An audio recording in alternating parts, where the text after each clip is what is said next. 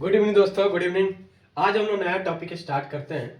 Topic basically जो focus रहेगा UPSC का रहेगा। यूपीएससी सी सेट का, यूपीएससी सी सेट ओई math, UPSC CSAT math. ठीक है, एक टॉपिक मैं स्टार्ट किया हूँ आज। वो टॉपिक से नंबर सिस्टम का ही है। वो टॉपिक एक्चुअली क्या है, उससे क्वेश्चन बनते हैं। उससे क्या होता है, क्वेश्चन बनते हैं, उससे क्वेश्चन बनते हैं। अब आता है कि वो क्या है टॉपिक। तो उस टॉपिक का नाम है exponent of prime factorial. Exponent of prime factorial, exponent of prime factorial. समझ गए। एक्चुअली ये टॉपिक जो है मैथ का है, ये जब भी जेई में जो पढ़ते हैं ना बच्चे, उसके लिए है। पहले आईआईटी था या एआई ट्रिपली था, एआई ट्रिपली, ठीक है, इस टाइप का। अभी जेई है, ठीक है। तो इस टाइप के इसमें पढ़ना था आपको, ठीक है। तो इसमें हमने पहले पढ़ा था, समझ गए। यानी अब एक्चुअली इसके साथ साथ एआई ट्रिपली है। एक इसमें पहले टॉपिक क्या है, जेई बोल सकते हो अभी प्रेजेंट में। पहले आईआईटी था या एआई ट्रिपली, उसमें पढ़ना था। या मैथ ऑप्शनल में भी पढ़ना है, यूपीएससी मैथ ऑप्शनल, ठीक है। मैथ ऑप्शनल में भी पढ़ना है, यूपीएससी मैथ ऑप्शनल में पढ़ना है। और वो क्या है कि टॉपिक मैथ ऑप्शनल में पढ़ना है, ठीक है, लेकिन वो सी सेट में पूछ देता है। तो मान लो कि ज्यादातर के बच्चों का मैथ ऑप्शनल तो नहीं है, फिर इस क्वेश्चन को कैसे करेंगे। ये क्वेश्चन पूछा है 2022-23 में, इस टाइप के पूछा है क्वेश्चन, आगे भी पूछेगा, समझ गया। अब आता है कि एक्सपोनेंट ऑफ प्राइम फैक्टोरियल क्या है। तो सबसे पहली बात है कि इसका नाम, एक और साइंटिस्ट थे जिनका नाम था क्या, लीजेंडर्स, लीजेंडर्स, ठीक है। लीजेंडर्स, इसको लीजेंडर्स फार्मूला भी बोलते हैं, लीजेंडर्स फार्मूला। इसका नाम क्या है, लीजेंडर्स फार्मूला, समझ गए। और एक और इसी का नाम बोला जाता है, एक और इसी का नाम है पोलीग्रेंस फार्मूला, पोलीग्रेंस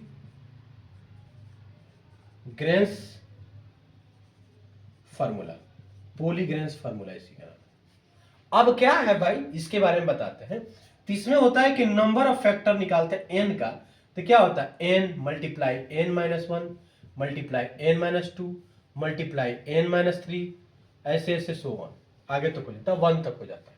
जहां इसकी वैल्यू दोनों के कट के एक ना आ जाए, एक आ जाएगा वहां तक होगा। अब आता है इसमें कैसे निकालते हैं। तो क्या होता है कि एन फैक्टोरियल जब भी हम निकालेंगे तो इसका एक्सपोनेंट कैसे करते हैं। तो एन फैक्टोरियल को हम ऐसे लिखते हैं, ई के पावर वन मल्टीप्लाई ई के मल्टीप्लाई थ्री ई के power two multiply five e three multiply seven e four, ठीक है, ऐसे ऐसे सो ऑन। ये क्या बता रहा है, 2357 प्राइम नंबर है कि नहीं। और ई का मतलब एक्सपोनेंट, यानी क्या है, exponent of prime factorial, exponent of prime factorial इसी को बोलते हैं। अब इसको फाइंड कैसे करते हैं, एक्सपोनेंट, ई फॉर एक्सपोनेंट, अब पी फॉर प्राइम फैक्टोरियल। इसको फाइंड करने का मतलब क्या है, कैसे फाइंड करेंगे। तो लिखते हैं n by p, n by p, ठीक है, plus n by p plus n by p के power two plus n by p के पावर थ्री, ये होगा ना, प्लस एन बाई पी के पावर फोर, सो ऑन, ऐसे होगा, ठीक है। एन बाई पी के power four, so on, very good, ठीक है, दिख रहा है, समझ गया यहां तक। ये होगा थ्री, अच्छे से लिख दो, समझ गया। अब इसमें एन क्या है, एन को बोलते हैं पॉजिटिव, पॉजिटिव इंटीजर, एन को बोला जाता है पॉजिटिव इंटीजर्स, ठीक है। अब पी का मतलब क्या है, प्राइम नंबर, पी का मतलब क्या होता है, प्राइम नंबर, ठीक है। ये याद रखना है, ये जो फॉर्मूला है ना, इसको याद रखना, ये वीवीआई है, ठीक है, ये वीवीआई है, इंपॉर्टेंट है, ठीक है। इसको हमको क्या रखना है, याद रखना है, लर्न कर लेना है, याद कर लेना है, समझ गया। अब इस फॉर्मूला को याद रखना है। अब इससे हम क्या फाइंड करेंगे, इससे हम फाइंड करेंगे, क्या फाइंड करेंगे, फैक्टोरियल कैसे निकालते हैं, एक्सपोनेंट का फैक्टोरियल कैसे निकाला जाता है, समझ गया। यहां तक अगर समझ में आ रहा होगा तो प्लीज यार लाइक करना, सब्सक्राइब करना, कमेंट करना, ठीक है। आप लोग का लाइक सब्सक्राइब बहुत कम है। इस क्लासेस से मैं कोशिश करूंगा जितने भी PYQ है ठीक है, मार्च तक, यानी यहाँ से अभी से स्टार्ट को सी सेट में करा दूंगा। मैथ वाला पार्ट और रीजनिंग वाला कुछ कुछ पार्ट में करा दूंगा, मैथ वाला टोटली और रीजनिंग का कुछ कुछ पार्ट में करा दूंगा। समझ गए यहाँ तक?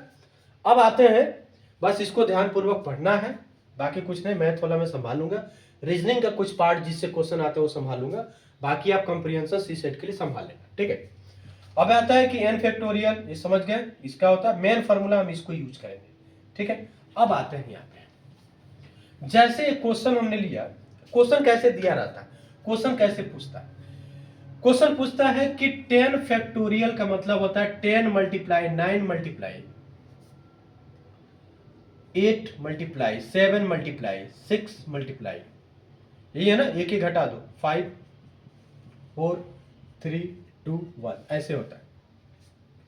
जब भी एन फैक्टोरियल लिखा रहेगा तो पहला नंबर से एक ही घटाते हुए चले जाना 1 तक।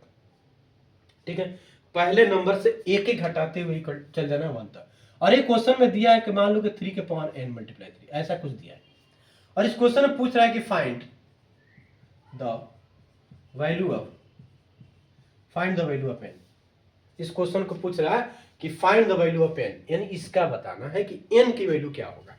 यानी 3 जो प्राइम फैक्टोरियल है उसका पावर क्या होगा 3।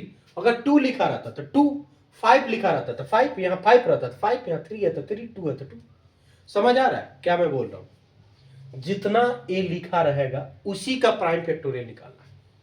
2 लिखेगा या 3 लिखेगा या 5 लिखेगा या 7 लिखेगा या 11 लिखेगा, 13 लिखेगा, ठीक है, हमेशा प्राइम नंबर ही लिखेगा। समझ गए यहां तक?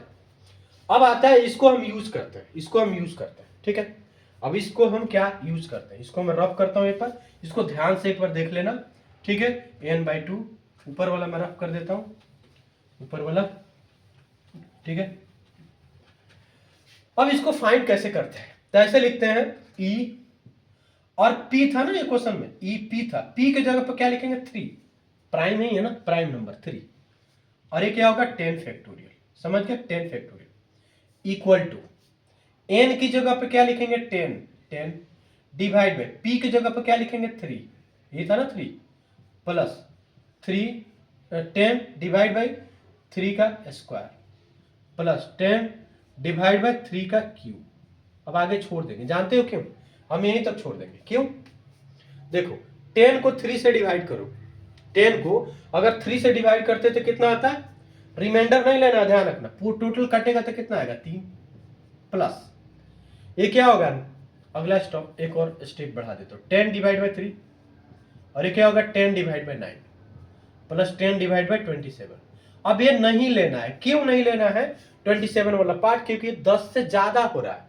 जब भी ऊपर वाला वैल्यू से नीचे वाला वैल्यू ज्यादा होगा तो उसको नहीं लेंगे, जहां तक कम रहेगा उतना ही हम लेंगे। समझ गए?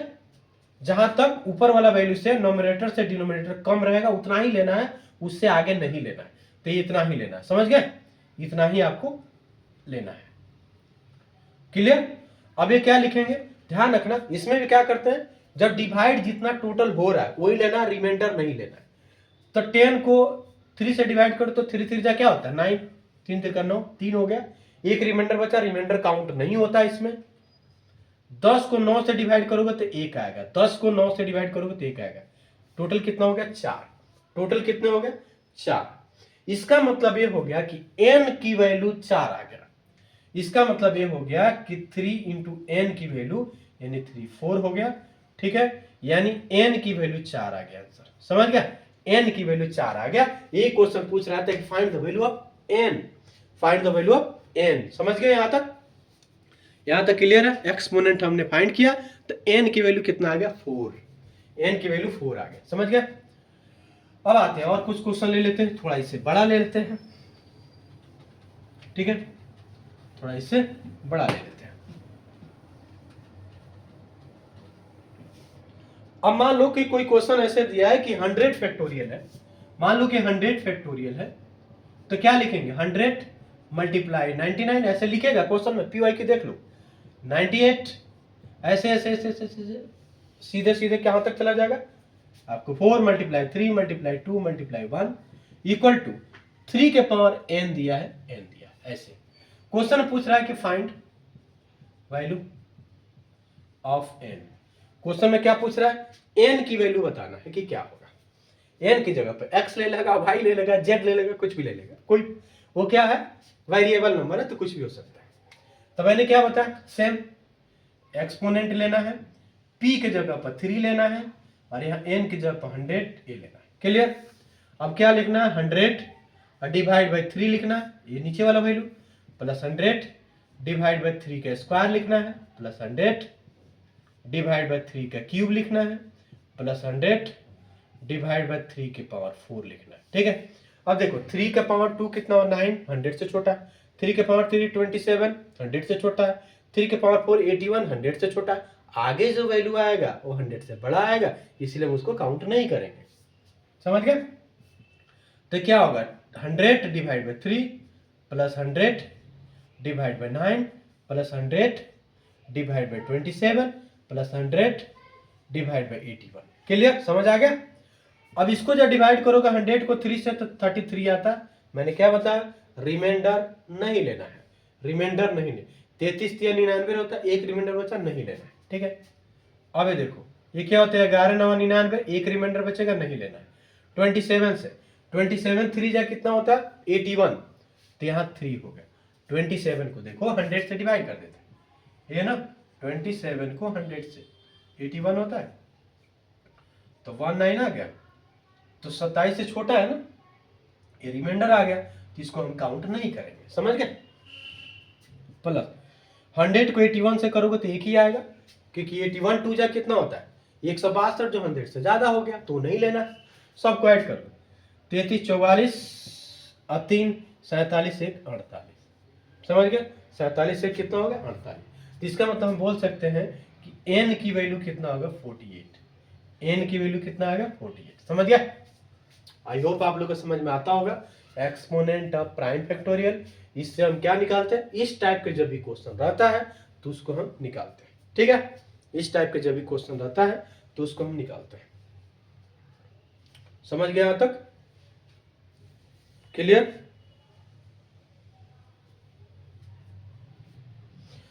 अब एक क्वेश्चन ऐसे दिया है, क्वेश्चन एक यूपीएससी में आया था, ये समझ गया हो गया आप लोग ना।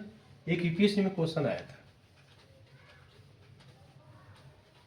एक यूपीएससी में क्वेश्चन आया है, एक क्वेश्चन में करा रहा हूं यूपीएससी, देख लेना एक बार, शायद 21 22 23 24 में होगा, डेट हमको याद नहीं है किस साल है, बट आया था। क्वेश्चन क्या था कि यदि, क्वेश्चन है यदि 15 मल्टीप्लाई 14 मल्टीप्लाई 13 मल्टीप्लाई 12, ठीक है, dash dash dash 3 multiply 2 multiply 1 equal to 3 के पावर m, 3 के पावर m मल्टीप्लाई n, इतना दिया 3 के पावर m मल्टीप्लाई n, जहां m और n एक पॉजिटिव इंटीजर है, वेयर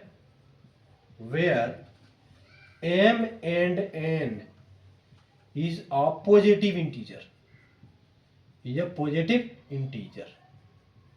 ये क्या है, positive integer, m and n positive integer है। Find the value, find the value, find the maximum value of m, find the maximum value of m, find the maximum value of m, यानी simple क्या निकालना, m की value निकालना, जैसे हमने पिछले question में किया है। ठीक है, ये तो और इजी है। 15 का मतलब होता है 15 फैक्टोरियल, समझ गया। तो क्या लिखेंगे, e लिखेंगे 3 लिखेंगे, क्लियर। और ये होगा 15 फैक्टोरियल, क्यों, क्योंकि 15 को तो डिवाइड करके फैक्टोरियल में चेंज किया है, तो फैक्टोरियल चेंज ऑलरेडी दिया है क्वेश्चन में, तो और आसान हो गया। तो क्या लिखेंगे, 15 divide by 3 plus 15 divide by 3 का स्क्वायर प्लस 15 डिवाइड बाई 3 का क्यूब। अब क्या होगा, 15 divide by 3 plus 15 divide by 9 plus 15 divide by 27। अब देखो 27 काउंट नहीं करना है, क्यों, क्योंकि 15 से ज्यादा है। अब इसको डिवाइड करो तो कितना आएगा 5, और इसको डिवाइड करो तो 1 यानी 6, तो m की वैल्यू कितना आ गया 6 आ गया। आप चेक कर लो m की वैल्यू कितना आ गया 6 आ गया। आप चेक कर लो यूपीएससी के पीआईक्यू में दिया है क्वेश्चन, समझ गए। एक क्वेश्चन यूपीएससी के पीआईक्यू में गिवन है, ऑलरेडी दिया गया है, समझ गए। 6। समझ गए यहां तक? क्लियर? कोई डाउट तो नहीं है? अब मैं एक और क्वेश्चन करा देता हूं, इसी से रिलेटेड एक और क्वेश्चन करा देता हूं। इसको आप देख लो, समझ लो, लाइक कर दो, सब्सक्राइब कर दो, ठीक है। फाइंड द वैल्यू ऑफ, इसको देख लो, समझ लो, ठीक है। ये यूपीएससी में क्वेश्चन आया है। क्लियर? अब आगे आते हैं। अब इसी से रिलेटेड एक क्वेश्चन करा देता हूं ताकि आप लोग को ज्यादा समझ में आ जाएगा। क्वेश्चन में कह रहा है कि क्वेश्चन है यूपीएससी लेवल का, ध्यान रखना, यूपीएससी सीसेट। क्वेश्चन है कि 200 factorial equal to 200 multiply 199 multiply 198, ऐसे लिखेंगे। 3 मल्टीप्लाई 2 मल्टीप्लाई 1 इक्वल टू 7 के पावर n मल्टीप्लाई m। यहां पे करेगा n और m। m क्या है? पॉजिटिव इंटीजर है, पॉजिटिव इंटीजर। फाइंड क्या करना है? वैल्यू ऑफ n की वैल्यू फाइंड करना है। Find the value of n की वैल्यू फाइंड करना है। क्लियर? तो हमने क्या सीखा है? हमने क्या सीखा है? एक्सपोनेंट तो लिखना है। किसका बोल रहा है? 7 का बोल रहा है। देख लो, 7 का पूछा है। ध्यान लिखो 7 और 200 लिखो फैक्टोरियल। ध्यान लिखना 200 divide by 7 plus 200 divide by 7 का स्क्वायर, ठीक है, प्लस 200 डिवाइड बाई 7 का क्यूब। आगे नहीं जाएंगे। 200 डिवाइड बाई 7 और 200 divide by 49 plus 200 divide by कितना होगा? 7 मल्टीप्लाई 7 मल्टीप्लाई 7 मल्टीप्लाई 7 49 मल्टीप्लाई 7 63 का 3 7 चौका 28 6 64, यही तो होगा। तो क्या होगा? 343। ये 200 से ज्यादा है, काउंट नहीं करेंगे, ठीक है। अब इसको डिवाइड कर लो। 200 को डिवाइड करो, किससे डिवाइड कर रहे हो? 7 से। 200 को 7 से डिवाइड करो, कितना आएगा? 7 दूने 14, 6 आया तो 60 हो गया, 7 8 56 प्लस 49 से करो। 50 का क्या होता है? 200 होता है, तो 49 क्या होगा? 4 आएगा। 36 196 49 मल्टीप्लाई, तो टोटल ऐड करो तो कितना होता है? 32। टोटल ऐड करोगे तो कितना आएगा? 32। तो हम बोल सकते हैं n की वैल्यू कितना आ गया? 32। ठीक है, इंपॉर्टेंट टॉपिक है, इंपॉर्टेंट है, इसको याद रखना है, ठीक है। आज हमने पढ़ाया और आगे हम पढ़ाएंगे क्या? नंबर ऑफ जीरो, जीसी से रिलेटेड करा दूंगा, ठीक है। समझ गए? तो लाइक करो, सब्सक्राइब करो, ठीक है, कमेंट करो। थैंक यू, बहुत बहुत धन्यवाद, बहुत बहुत धन्यवाद, थैंक यू।